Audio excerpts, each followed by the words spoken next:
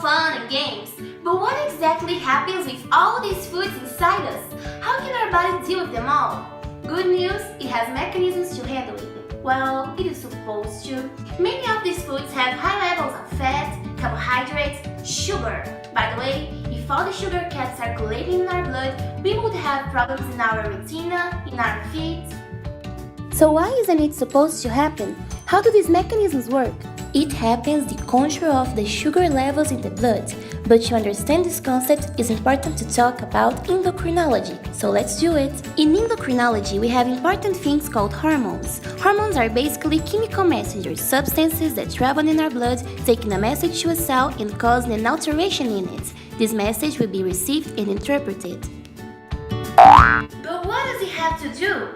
Well, for the control of the sugar levels in our body, in our blood to occur, hormones are necessary. The most important ones involved in this process are insulin and glucagon. When we eat some donuts or a piece of that delicious chocolate cake, for example, food that has a lot of fat and sugar, this sugar is known as glucose. This fat and this glucose are digested and fall in the bloodstream. High levels of glucose in the blood lead to the liberation of the insulin hormone by our pancreas, an organ localized under the stomach. Insulin keeps circulating in the bloodstream and so does the glucose until they get to our cells. And the surface of the cells, there are structures that will receive insulin and allow that it puts glucose inside the cells. So it is fundamental for the glucose in the blood to get inside the cells, and these structures are very important for that.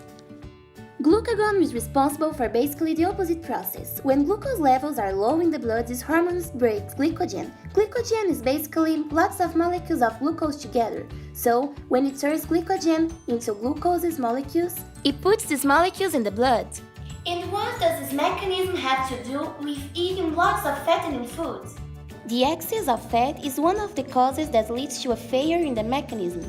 Live a life full of fattening food can cause the weight gain, and fat can obstruct the structures that receive insulin and allow that it puts glucose inside the cells. Then all the process gets disturbed. Glucose can get in the cell, and glucose levels in the blood get high. Failure in this mechanism we call diabetes mellitus type 2, a disease that if it's not taken seriously can cause damage to the retina and feet. This all means we should have a balanced diet with low carbohydrates and fats. But don't worry, this doesn't mean we should totally forget all those delicious, fattening food we like.